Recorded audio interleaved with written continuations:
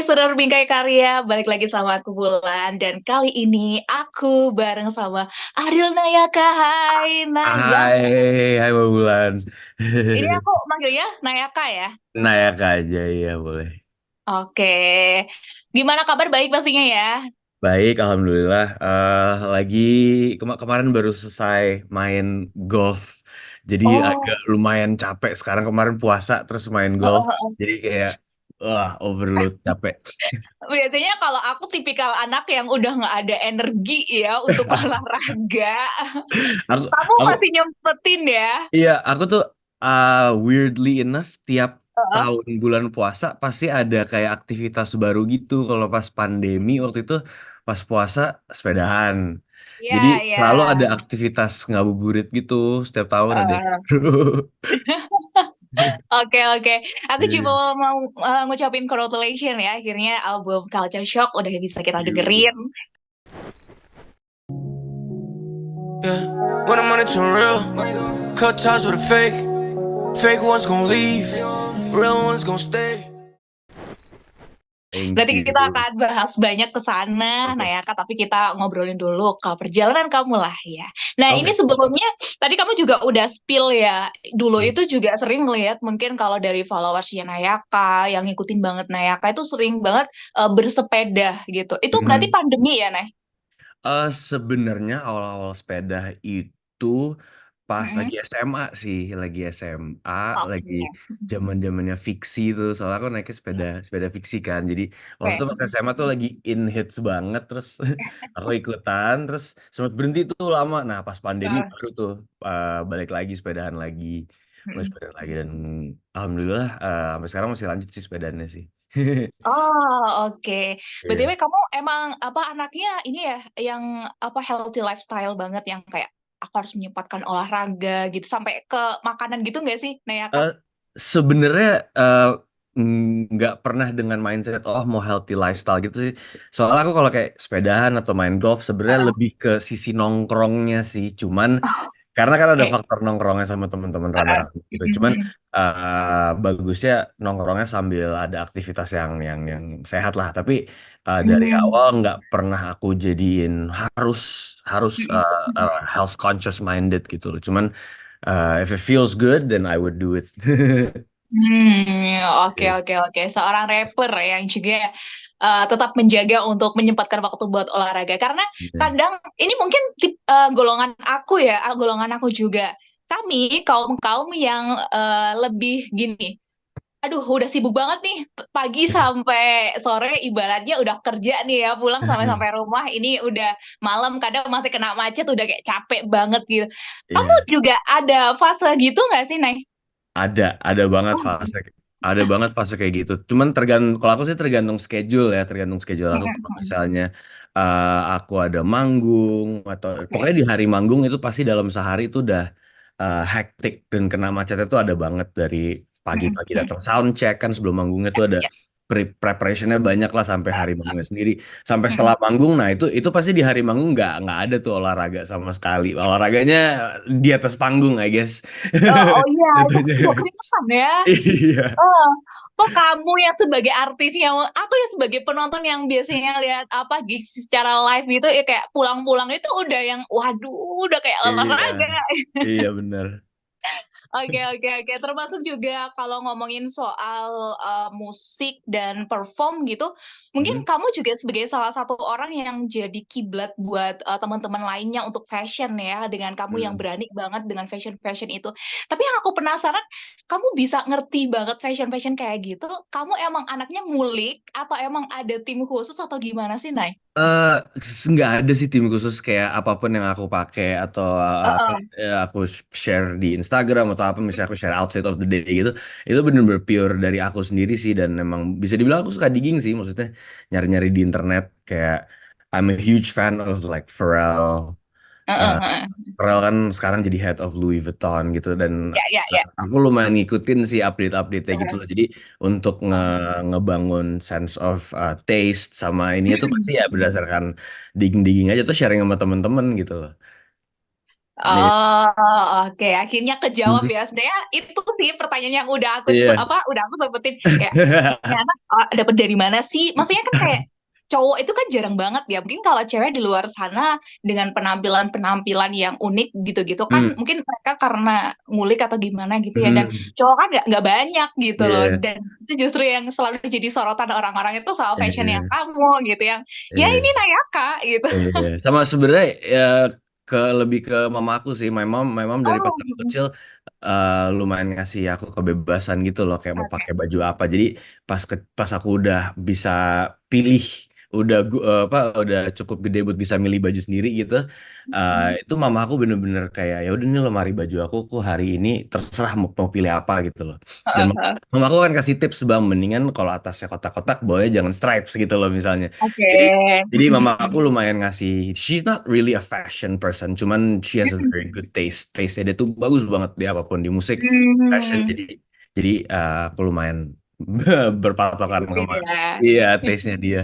Oke, jadi look up-nya mama sendiri nih Iya ceritanya. emang dari dulu. Oke, tapi ngomongin soal orang tua juga, dari kecil kan kamu juga udah musik banget ya, itu juga Hmm. termasuk ikut orang tua ya? Maksudnya dalam artian mungkin orang tuanya yang juga suka musik, terus kayak Hmm. kamu diarahin juga atau gimana? Diarahin sama sekali nggak. Apa Oke. kedua orang tua aku nggak pernah yang kayak kamu harus ini, kamu jangan Ya, ini. Cuman dari pas kecil kayak mama aku memang main piano, dia les piano berapa tahun gitu. Terus papa aku main drum, tapi yang kerennya mereka berdua punya taste musik yang bagus banget gitu. Aku pas Oke. kecil inget banget paling umur 3 atau 4 tahun, aku Eh, suka didudukin di depan speaker dengan vinyl, pakai vinyl. Papa aku iya, pasang iya. pasang vinil-vinil gitu, dan salah satu yang pertama aku ingat adalah papaku sering pasang Michael Jackson. Oh, Iya, menarik, jadi menarik. iya, jadi dari situ aku yang kayak pertama kali suka ngerasa oh ini ada musik yang enak nih didengar, aku sukain, jadi itu Michael Jackson.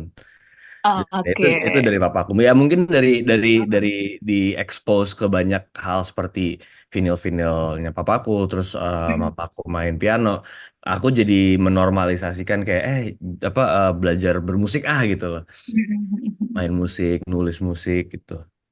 Oke. Tapi Hmm. kalau masa kecil seorang Nayaka ketika 7 tahun pindah kemudian ke Amerika Serikat Mhm. dan waktu kecil lahir di Indonesia ya, terus pindah ke sana dengan teman baru dan lain sebagainya sampai akhirnya menemukan musik bahkan genre hip hop ya.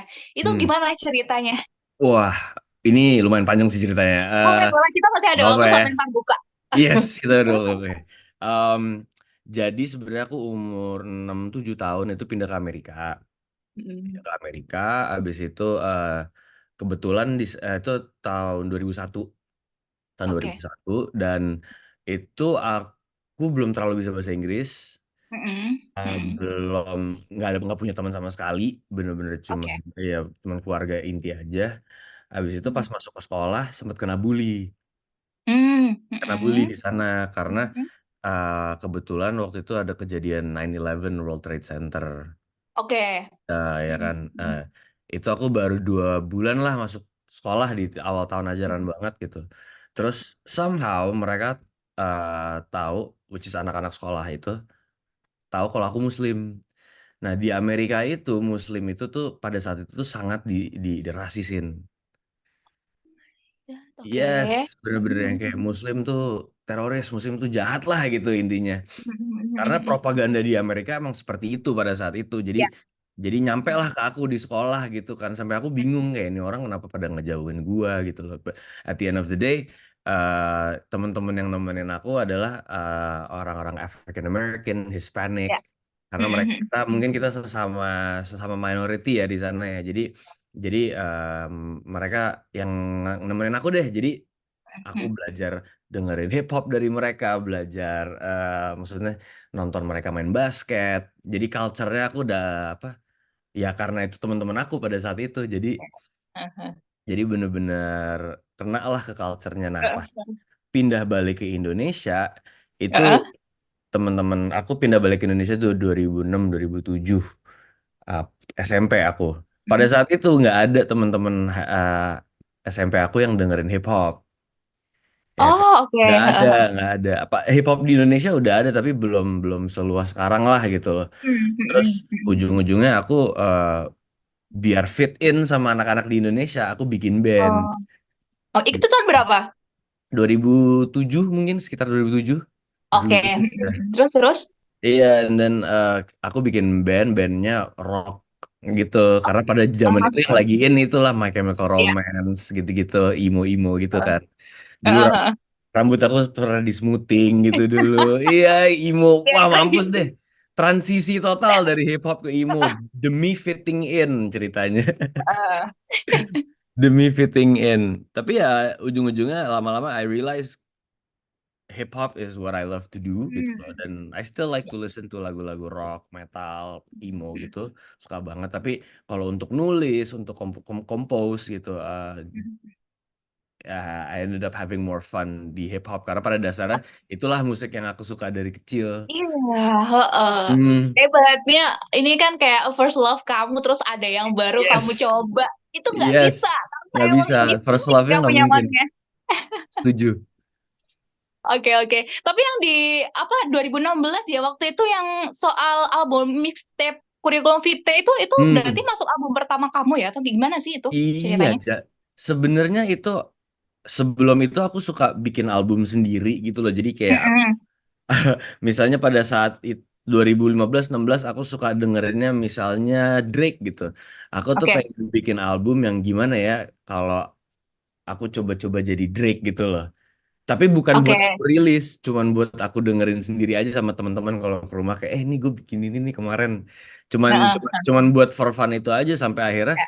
lama-lama teman-teman yang pada aku kasih dengar pada kayak lu kenapa nggak rilis beneran nih keren gitu loh. Mm-mm. Ya udah Mm-mm. jadi si kurikulum vitae itu tuh alhasil dari semua demo-demo itu ditambah aku waktu itu lagi student exchange di Jerman jadi aku rekamannya di Jerman maksudnya nggak di studio aku kayak bawa laptop bawa mic gitu segala macam di Mm-mm. apartemen di sana kayak ngelarin albumnya lah di Jerman gitu Ya, loh dan ya. dapet influence and inspiration dari Mm. sana gitu Oke. jadi sebenarnya Oke. itu it's supposed to be just a mixtape for fun aja tapi Mm-mm.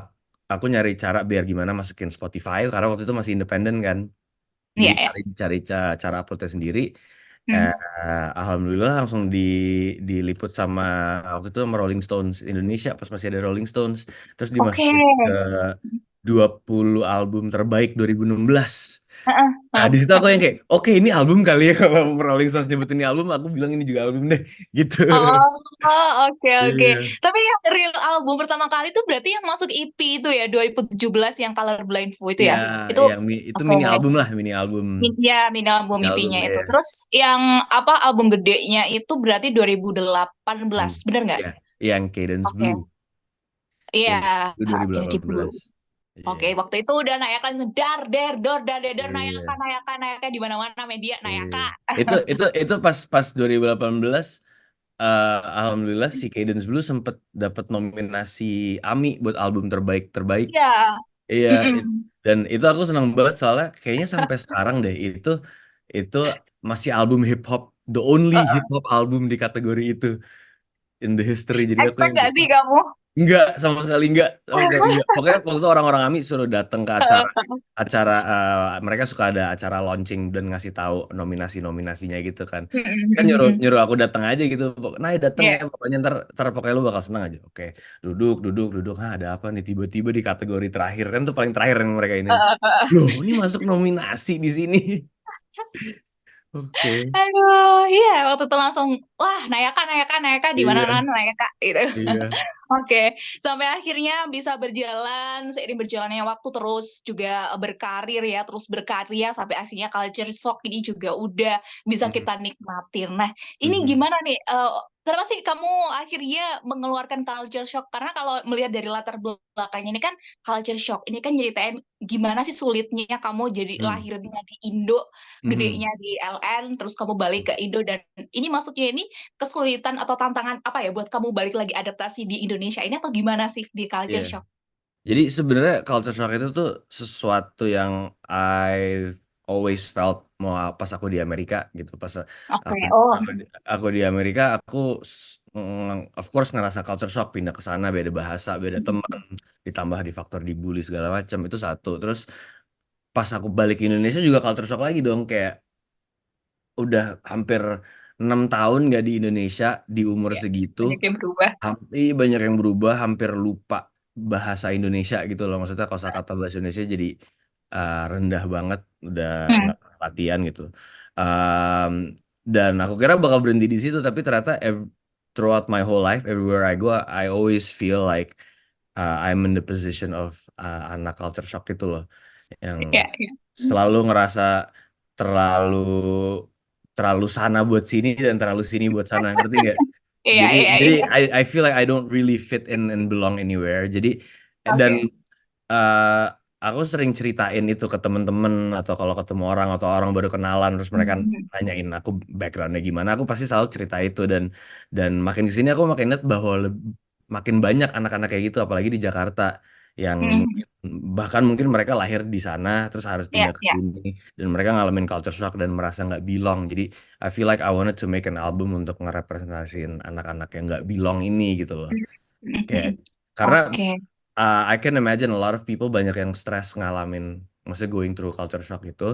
Jadi dari album ini I just wanna let people know kayak hey it's okay untuk ngalamin itu gitu loh, kayak kayak gue juga gitu kok ibaratnya. Ya, ya. So if I can do it, if I can make it, ya kalian juga bisa lebih gitu loh.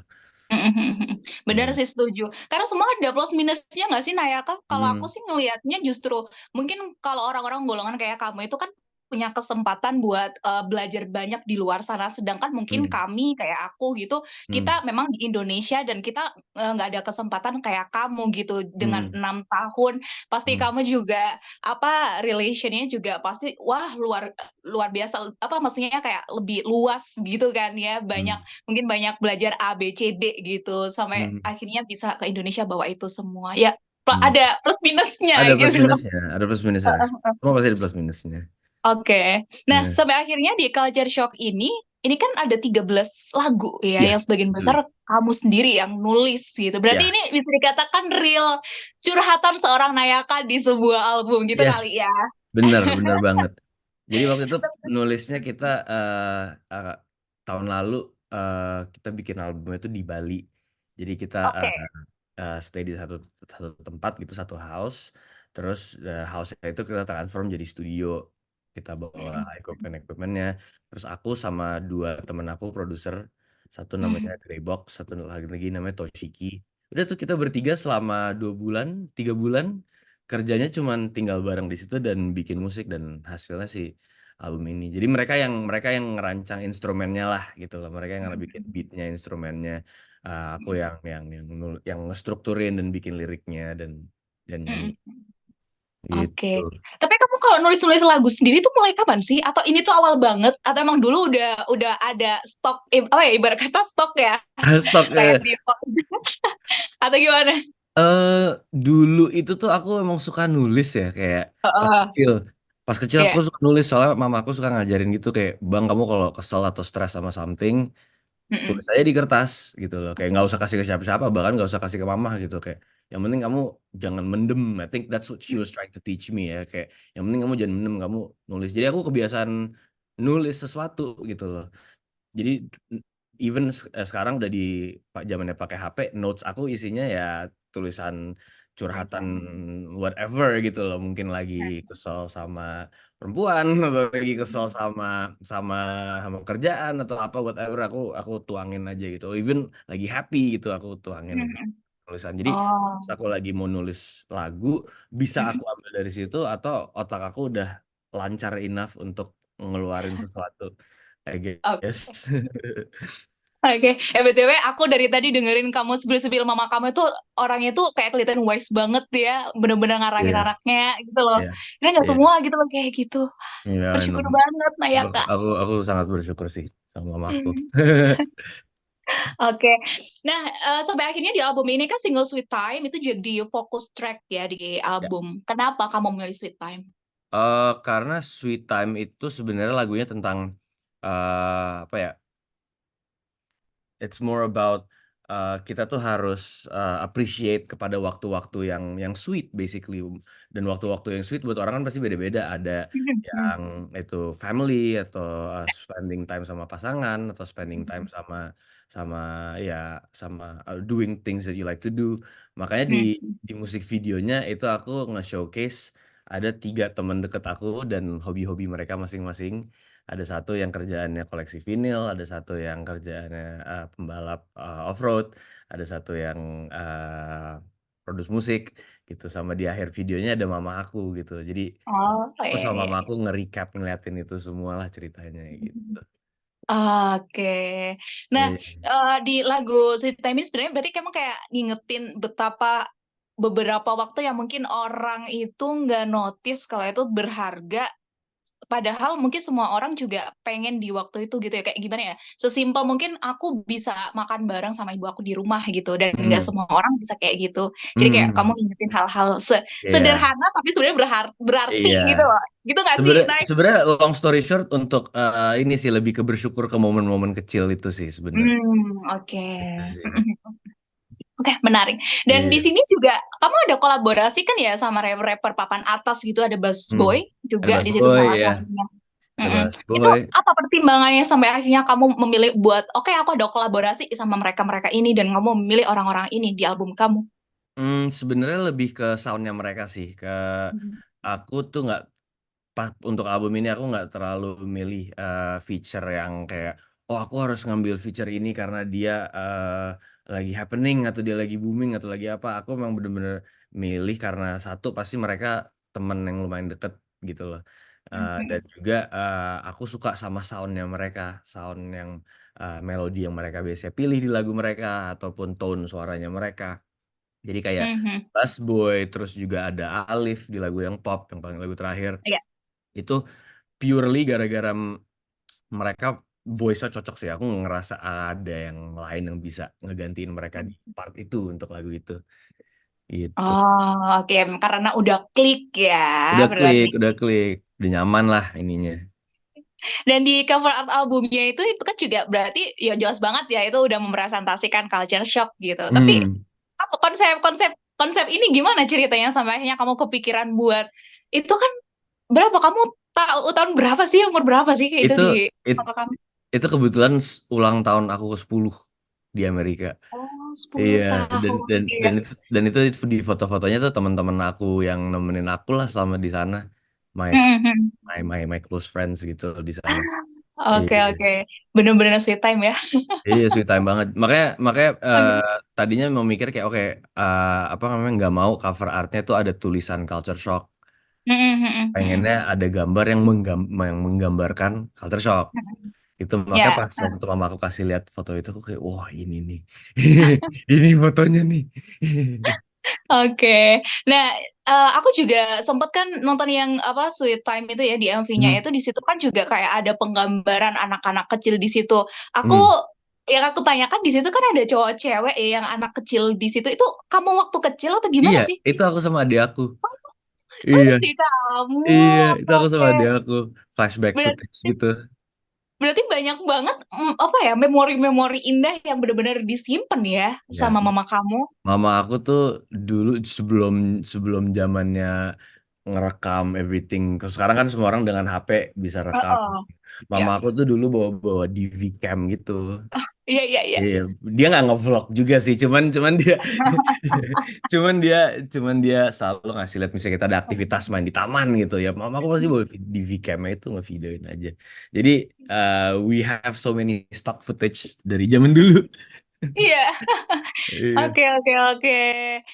Nah, intinya album ini akhirnya juga udah bisa kita dengerin ya, dan thank you Hmm. juga karena bisa menemani gitu, utamanya juga buat teman-teman yang mungkin ngerasain culture shock gitu. Hmm. Bahkan mungkin sesimpel dari kota ke kota itu kadang beda ya, Nay. Beda, beda. Maksudnya nggak usah luar negeri. Misalnya anak-anak yang SMA-nya di Jakarta, abis itu kuliah di Bandung gitu, pasti ada some sort of culture shock-nya Yes. juga. Itu nggak melimit dalam negeri luar negeri sih. Iya. Benar-benar, dan ini cocok banget sih kalau aku juga benar-benar merekomendasikan. Tapi di sini juga kayak kita masih tetap bisa, oke, agak goyang dikit gitu. Iya, iya. lagu-lagunya. Oke, nah ini kan udah rilis ya, mungkin juga dari listeners yang juga pengen banget dengerin, termasuk juga bisa lihat MV-nya. Di mana Mhm. aja tuh? MV-nya MV-nya ada di YouTube, sama kita ada beberapa konten-konten kecil buat, bantu help MV-nya ada di TikTok, di Instagram, semua. Iya, Oke. Termasuk lagunya sendiri ini juga bisa didengar semua platform musik? ada di semua. Ada di semua, kalau Hmm. cocok dengerin di semua platform musik, Spotify, Apple Music, Joox, Mm-mm. ada deh di semua. Oke, kalau gitu intinya buat listeners yang belum dengerin, segera dengerin karena kan Yes. relate banget apalagi kalian yang pernah di posisi itu. Mhm. Dan buat waktu deket ini kamu udah nyiapin apa lagi nih? Mungkin Heeh. pertengahan 2024 kali ya? Iya, untuk pertengahan 2024, aku mau ngeluarin single baru, tapi masih belum bisa dikasih tahu judulnya apa. Oke, Tapi oke. singlenya itu bakal pop banget deh, bakal easy listening, Oh. bakal pop, bakal semua orang bakal suka. Pokoknya kok aku udah coba kasih dengar ke teman-teman aku, Eh, ke ke people, ke semua age range deh. Aku udah kasih denger gitu loh, dan mereka mm. pada suka semua sih, Oke, alhamdulillah. Jadi ya insya Allah semua juga bakal pada suka, and can't wait amin. banget yang itu. Kira-kira bulan apa nih, Nay? Masih belum tahu. Tapi Enggak ya? ya mungkin mungkin ya sebelum sebelum aku ulang tahun deh. Aku ulang tahun Agustus ya. Sebelum itu deh paling. Oh, sorry. Kamu tanggal berapa? Tanggal 2. Oh, kamu ikut Virgo berarti ya? Virgo atau Leo sih? Nggak, Leo, aku Leo. Oh, kalau kamu Leo. Iya. Nggak jadi sama deh. Oke, oke. Mbak Dan Bulan kapan? aku 23 Agustus. Aku ikut Virgo. 23. Oh, Iya. udah Virgo ya. Oh ya, Ah, udah Virgo. oke. Oke, oke. Oke deh. Kakak, thank you banget. Thank Seneng you Mbak banget Bulan. bisa ngobrol sama kamu dan kita Yes. akan menunggu buat single kamu. Semoga saja kita bisa ngobrolnya langsung ya. Kamu datang ke Mhm. Malang ya, Yes, hopefully, menikmati insya sejuknya Allah Malang. bisa show juga di sana di Oh, Malang, amin, ya amin, kan? amin. Iya, Pasti kita tunggu. Oke, yes. nah, thank you sekali lagi. Sehat-sehat terus kamu Thank you ya Mbak Bulan. dan terus berkarya. Amin. Thank Semoga you. puasanya dan ibadah-ibadah lainnya juga dilancarin. Amin, sama-sama. Kasih Mbak Bulan. Mbak Bulan Amin. juga ya. Oke, Sehat-sehat dan terus. thank you listener Bingkai Karya untuk waktunya. Jangan lupa dengerin albumnya dari Ari Layaka, Yes. Culture Shock. Culture Bye shock. semuanya. Bye. Thank you.